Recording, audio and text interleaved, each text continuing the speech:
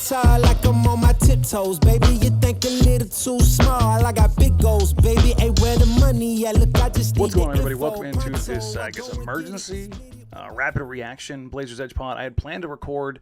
This is obviously Friday night. It's about 10:30 at night. I was planning on recording a little bit earlier. Had some stuff come up, and I'm kind of glad it did, because that podcast would have been utterly useless an hour and a half later.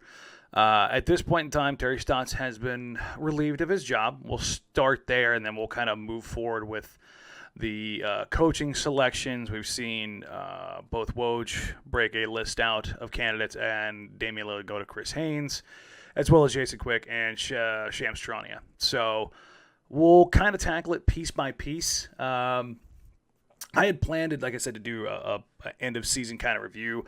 I was wondering if they were going to do an immediate termination of Terry Stotts, or if they were going to, I jokingly said they'd do a Friday news dump. They did a Friday news dump. Like, it's kind of getting predictable at this point in time. The Lakers got eliminated. They had their exit interviews. The Blazers got eliminated. We don't get exit interviews. So the Blazers just kind of going standard operating procedure with controlling the narrative around stuff, which is frustrating as hell, but that's neither here nor there. So let's start with the Terry Stotts stuff. Thank you first of all, to everybody who got questions in. Anybody who asked about Stotts, I'm kind of like rolling it up together on some more particular stuff. I'll probably address that in the next podcast. But for this one, we're just going to hit on top-level stuff with Stotts, who, what, when, where, why, quick autopsy, and then move forward with kind of where things are right now and where we kind of expect things to end up, right? So let's get into it real quick. The Trailblazers fired Stotts, and I think that was probably decided close to 2 months ago. Everybody kept asking me, you think it's going to happen? I just kept saying, yeah, it's probably going to happen. It's probably going to happen. The belief has been for months that he was done, barring a out-of-this-world epic run. And the Blazers never had that in them. They played maybe their best basketball for 12 games, and then they decided that was enough. Stotts definitely deserves his share of the blame this season. The COVID year last year, when everybody was losing their mind, the hashtag Fire Stotts, children fired up, all that stuff was just like, if you're looking at coaching right now with that disaster piece of a roster, I'm just not going to take you seriously. This time, being healthy, and I said it, God, I don't even know how many times, when CJ and Nurk got hurt, listen, they come back and they still look like trash. It doesn't matter. You've got to make a change, because at that point in time, you've probably lost the locker room. And that's something I've always stood by. The whole idea of, people out there throwing around that I'm a Stotts apologist, which is, if you've ever listened to me, is borderline hilarious. There's a lot that goes on when you're talking about a coach. Like, the difference between a good coach and a bad coach, it bears itself out in more than just wins and losses. I don't think coaching has as big. Here, tell me if you heard this before. I don't think coaching has as big of an impact as people think it does, but I think it can be more detrimental than it can be helpful. And by that, like, bad coaches can drag things down. Like, think, Boylan in Chicago, or Beeline in Cleveland, or these coaches that come in and they get run out of town immediately. It's because they don't get buy-in. They don't get their players respect. They don't have a good relationship, or they don't have the cred to necessarily do that. And I've heard people say, well, Pop has the cred and he can get guys. He didn't start like that on day one. Spo didn't start like that on day. There's so much out there about Spo and the Heatles, about how he did not know how to handle them, how he did not know how to demand things from them, how he couldn't go at them because he didn't have the cachet. And that stuff's all real. So to pretend like these great coaches start out like that, to pretend like Bill Belichick started out like that in New England, go ahead and go back to when he was in Cleveland. Not exactly all the cachet in the world to start slinging around. The stuff's earned over time. And so Terry Stotts earned that cachet, that respect, that adulation, that understanding over time. But something you have to realize, like anything, you get selfish and you do what you're going to need to do, what's in probably your best interest, and in Terry Stotts' best interest was keeping Damian Lillard and CJ McCollum happy. It was, I would demand this. No, you wouldn't. Stop. If your multi-million-dollar job that you've lost a couple times because you've had bad teams, if your job is dependent on keeping guys happy, what do? You err on the side of keeping guys happy. LaMarcus Aldridge was not the face of this franchise. Damian Lillard was day one. LaMarcus Aldridge was still keeping him happy mattered. So he was force-fed post-possessions to start every single game, and he was still at the top of the pecking order, even though Damian Lillard was the anointed one. Like this stuff, it's a lot more, it's a lot deeper, but also a lot more simplistic than people make it out to be. And the stuff that actually matters in the day-to-day is much more impactful than what plays you run and when you run them. And for a lot of people, I think that's very, very hard to understand or to accept. But that's mostly the reality. To steal something from Mike Richmond, he puts this really well. Coaches' main jobs are to decide who plays, when, and who they play with. That's the biggest decisions that they make. And when they get that stuff wrong, that's the stuff that you should be more critical about. And with that, for the most part, the Blazers got it right. Like, if you match them up against every other franchise, and for anybody out there who are sitting there saying that I'm backing him up or I'm a Stotts apologist again, you're missing the nuance here. Nobody wants a title for the Blazers more than me, but I also understand the realities of the situation. Firing him in 2017 at the end of the Pelicans series, fine, do it. But if you bring him back, you're committed to him for a longer haul. Otherwise, you're looking at a different reset. So let's flash forward now to this season, and they underperformed tremendously, even on top of the COVID stuff. And there's still more stuff that's bubbling under the surface. We don't know what's going on with Yusuf Nurkic. We don't know what's going on with CJ McCollum, whether Norman Powell's going to resign. Like, personnel stuff is all over the place right now. So the Blazers have to get their house in order, and it starts with coach. So the Blazers move on from Terry Stotts, and it's the right move. I don't think there's any question to that. 9 years is a long time. I always hesitate to pull that trigger until you absolutely have to, mostly because there's so many variables at play as we're seeing unfold right now. So the whole idea of you better have somebody in there, and I can hear the tweets coming. Anybody's better than Stotts. No, they're not. It can get worse, folks. It can get a lot worse, and that's not a fear. It's a actual thing. It's a genuine understanding. When the kid stuff first bubbled up, I don't know how much of it was public then, but this is probably like 6 weeks ago. And I had a bunch of folks reach out to me. I reached out across lines, and the same thing. It's like, what is happening here? Why the hell would Portland be looking at Jason Kidd? And all the indicators pointed at Damian Lillard. Chauncey Billups. Let's go ahead and take a look here. You've got a first-time head coach, a guy with a lot of cachet who probably has a good relationship with Neil Olshey. What organization is Chauncey working with right now? Is that the Los Angeles Clippers? Do you think Neil still has ties there? Yeah, he does. So that's not exactly surprising. Not only that, if you're going to bring in a new coach, bringing in a coach with a ton of leverage when you're possibly a GM on the hot seat, that's not a great look for you. You gotta make sure that you match up just right. You gotta have a little bit of you can't have a perfect resume, because all of a sudden your resume starts looking, or the coach's resume starts looking better than yours. And if that doesn't work out, then it turns out, even this better coach, so to speak, or this new coach, however you want to classify it, is not actually the issue, and it's roster construction. All of a sudden it starts pointing arrows back at you.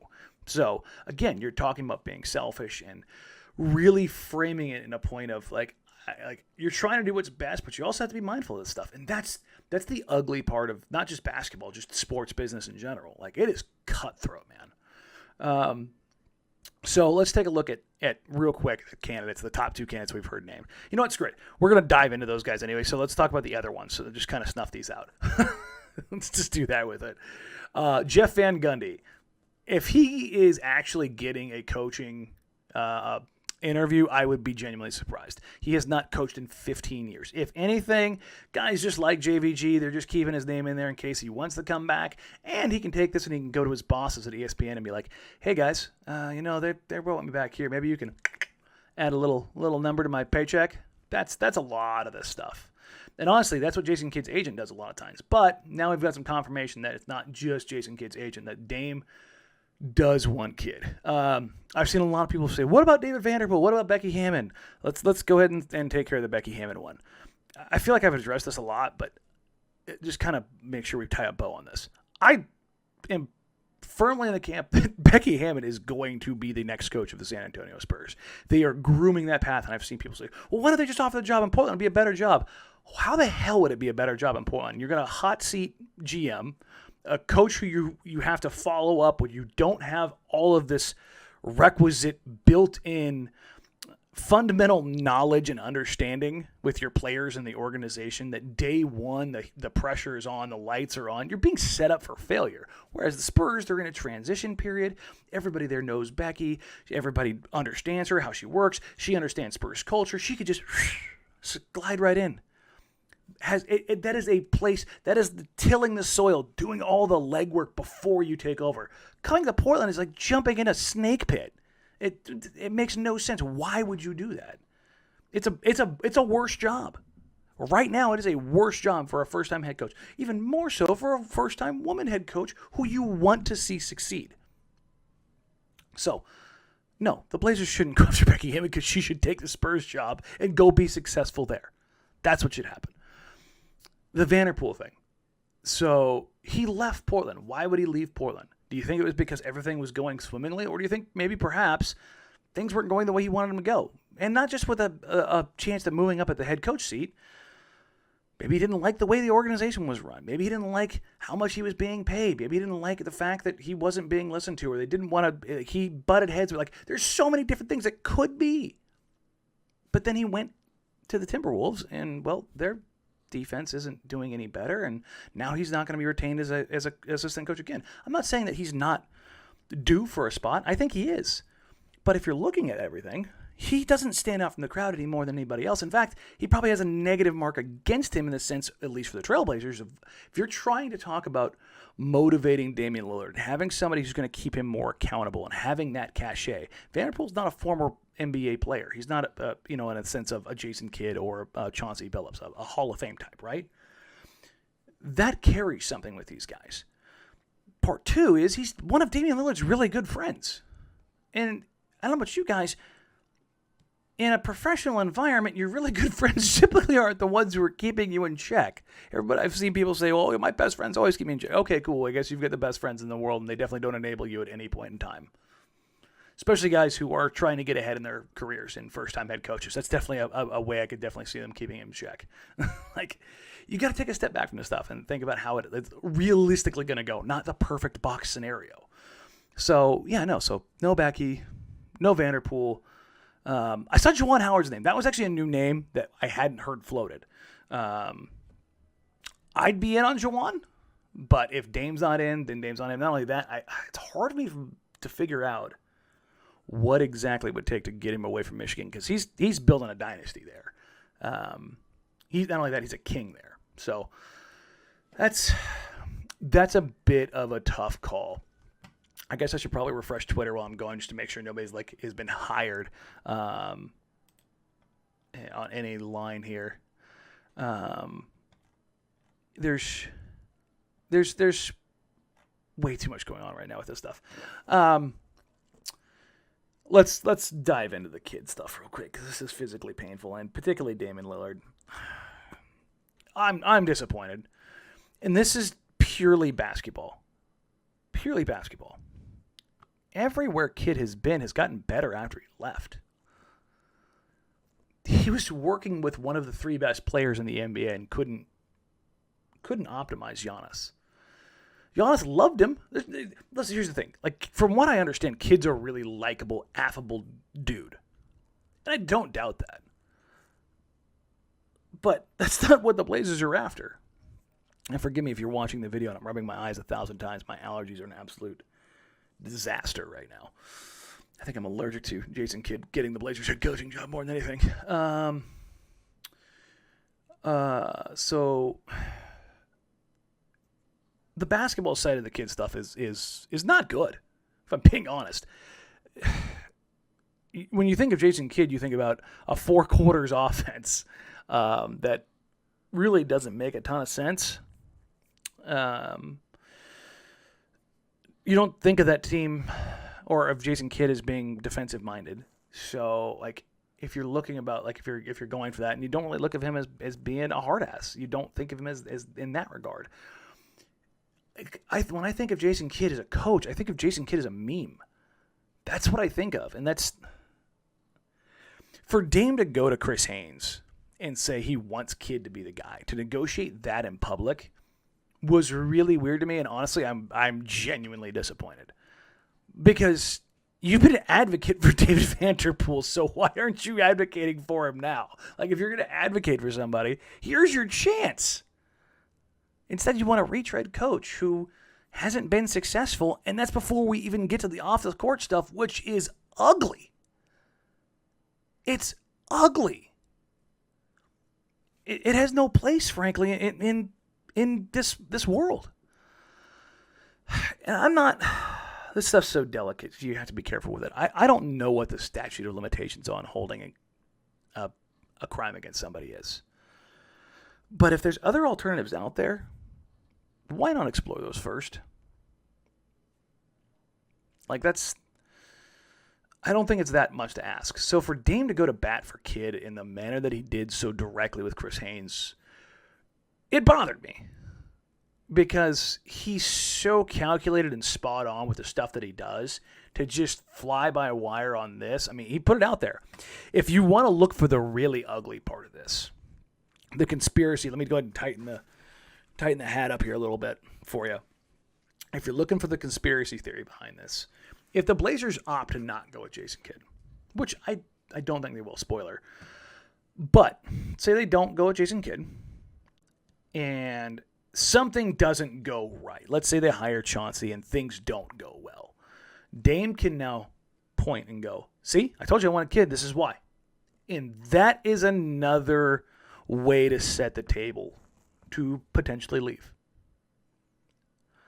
That isn't to freak anybody out, but if I had to guess, that is where this is coming from. Not that he's looking to leave, but that is you create these doors, these escapes along the way so that you can frame this narrative down the road. Damian Lillard and others at the top of the league they're very good at this. They have PR arms that work for them. He could absolutely believe that Kidd is the guy, but there's also people advising him of how to do this, to go to Chris Haynes in the manner that he did. Not surprising. But in the another challenger approaches line of thought, Shams came out after Woj came out with his list. So Woj had, what was it, Chauncey? Was it Chauncey? Oh, jeez. Now I've got to live record looking up the Woj tweets. Chauncey, JVG, Mike D'Antoni, and Juwan Howard.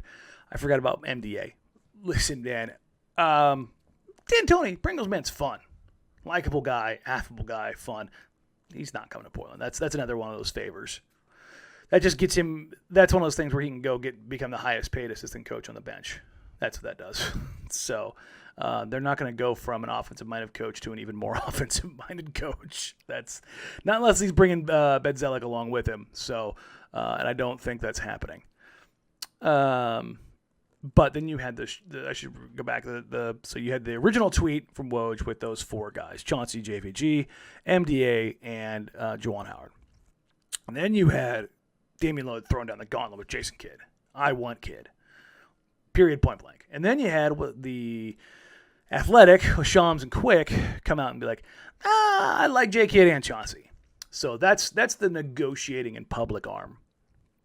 And ultimately, I think it's between those 2 guys. I think in a dream scenario, they want to go after a big fish like Spoelstra, but I'm assuming the ask would be tremendous. And you might have to give up some to Miami in return for him because he's still under contract. But it's between Kidd and Billups, it appears right now. And if I had to choose between those two, I'm choosing Chauncey Billups.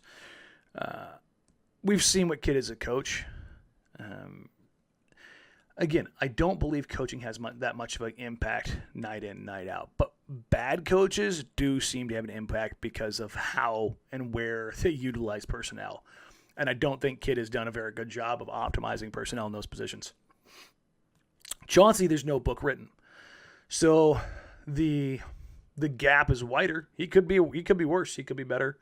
I honestly think Kidd is a pretty steep drop off from Stotts. Chauncey, I'm pretty hopeful for. I like former point guards, that's for sure. I know Kidd's one of those guys, so it's just one of those things that comes back. But I like the way point guards look at games. That's my own personal deal. I don't know how well they'll work as head coaches. Like, I don't know if Rondo's a guy that could actually be a head coach because he just hates everybody. But yeah, the Chauncey hire, I think, is something worth considering. I want to throw this out there because I didn't know a ton about it. Like 30 seconds before I sat down to record, somebody sent me something about Chauncey Billups being accused or wrapping up a civil case back in the day when it was the Celtics that wasn't aware of. Full disclosure, I wasn't aware of it, and I haven't been able to read it quite yet.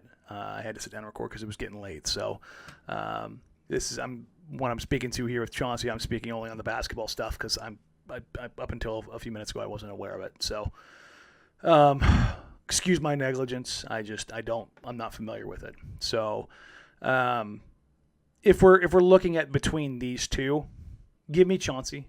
Give me the wild card.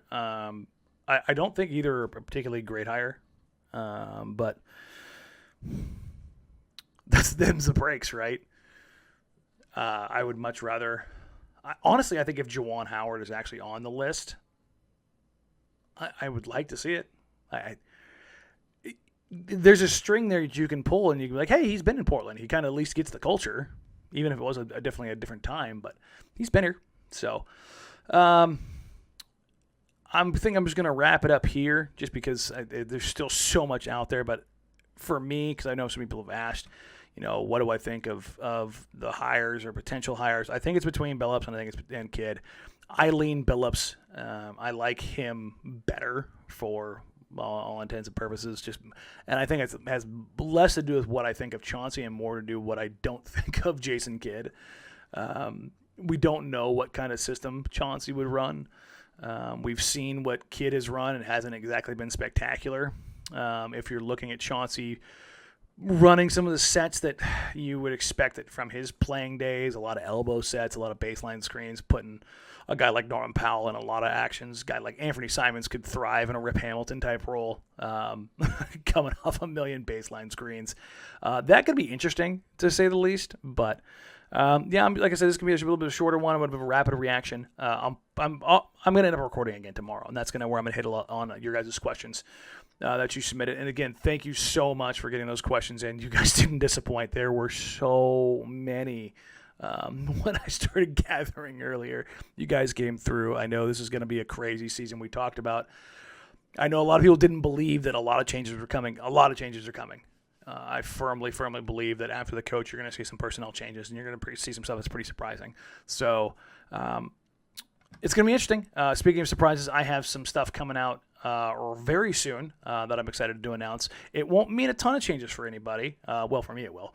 But there will be some changes coming that I'm excited to share with you guys, and I really hope you guys are interested in and you like it. So thank you all for listening in. If you've got questions, comments, concerns, leave them in the comment section, either on YouTube or on the Blazers Edge comment section. I do try to respond to as many as I can. I do try to go back and forth because that's what makes this stuff fun. So like, rate, review, subscribe, do all that kind of stuff. Help build this community up as we go through probably the biggest changes we're going to see in the Lillard era. So stay tuned. We'll probably have another podcast up here in the next 24 hours, and I'll catch you then. Bye. Because I dance like I'm on my tiptoes, baby. You think a little too small. I got big goals, baby.